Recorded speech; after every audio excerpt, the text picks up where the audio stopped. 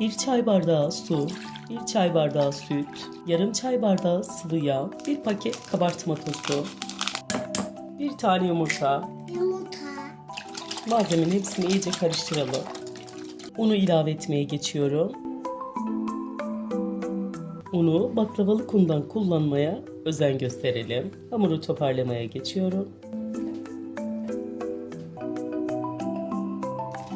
Hamuru yoğurup toparladım. Toplamda 4,5 su bardağı un ilave ettim. Hamuru yaptıktan sonra tezgaha alalım. Hamuru toparladıktan sonra bezelere ayıralım.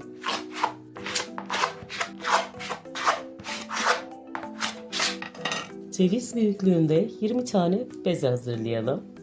Toplamda 20 tane beze hazırladım. Bezeleri kenara alıyorum. İlk bezemi alıyorum. Merdaneğini açmaya geçeceğim. Üzerine nişasta bol bir şekilde serpiyorum. Ben mısır nişastası kullandım. İsterseniz buğday nişastası da kullanabilirsiniz. Videomu izleyip bana destek olduğunuz için sizlere teşekkür edebilmem için beni nereden izlediğinizi söylerseniz çok memnun olurum arkadaşlar. Bir tatlı tabağı büyüklüğü kadar açtıktan sonra kenara alıyorum.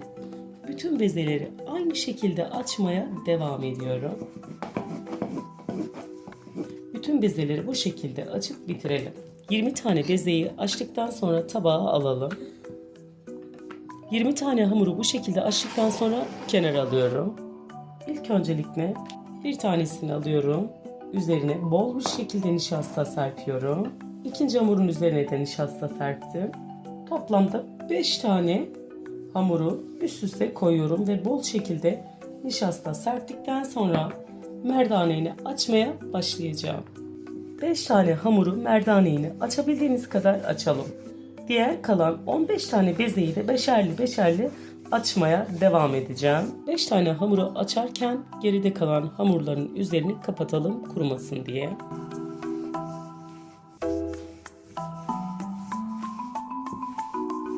Herkesin yapabileceği oldukça basit olan bu yöntemle sizler de evinizde bu tatlıyı hazırlayabilirsiniz. Merdaneğini incecik açmış olduğum 5 katlı hamuru sofra bezinin üzerine alıyorum. Kenara almış olduğum ilk yufkayı tezgaha alıyorum. 125 gram tereyağında eritelim. Eritmiş olduğum tereyağından üzerine bol bir şekilde sürüyorum.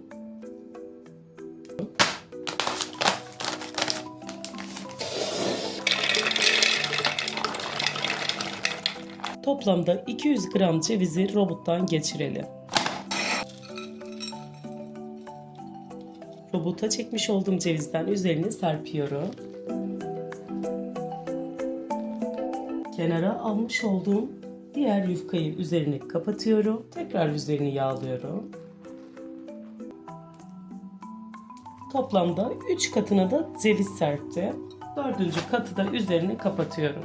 Bütün katları üst üste koyduktan sonra şimdi ruletle kesmeye geçeceğim. 3 parmak kalınlığında keselim. Bu şekilde kestikten sonra şimdi tatlımızın şeklini vermeye geçelim.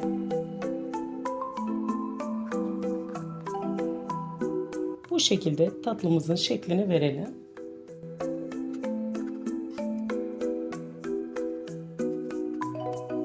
Şeklini vermek oldukça basit. Tatlıları kesip hazırladıktan sonra tepsiye diziyorum. Tatlıları tepsiye dizdikten sonra kalan yağı da üzerine gezdirelim. Tatlımızı 180 derece fırında kızarana kadar pişirelim. 3 su bardağı şeker, 3,5 su bardağı su ilave ettikten sonra ocağa koyup şerbeti yapmaya başlayalım. İlk öncelikle tatlının soğumasını bekleyelim. Daha sonra şerbetini vermeye geçelim. Şerbeti ocağa koyup 10 dakika kaynattıktan sonra tatlının üzerine gezdirelim. Tatlımız soğuk, şerbetimiz sıcak. Eğer ikisi sıcak olursa arkadaşlar ev tatlısı kesinlikle hamurlaşır. Buna dikkat edelim.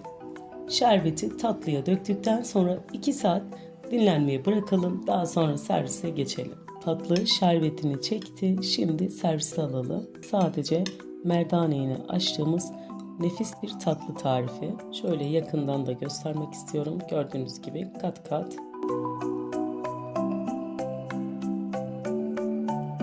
Gördüğünüz gibi incecik ve kat kat nefis bir el açması tarifi sizlerle paylaşmak istedim. Siz videomun son halini izlerken ben de sizlere veda etmiş olayım. Kanalıma abone olmayı, yorum bırakmayı unutmayın. Başka farklı tariflerde görüşmek üzere. Hoşça kalın.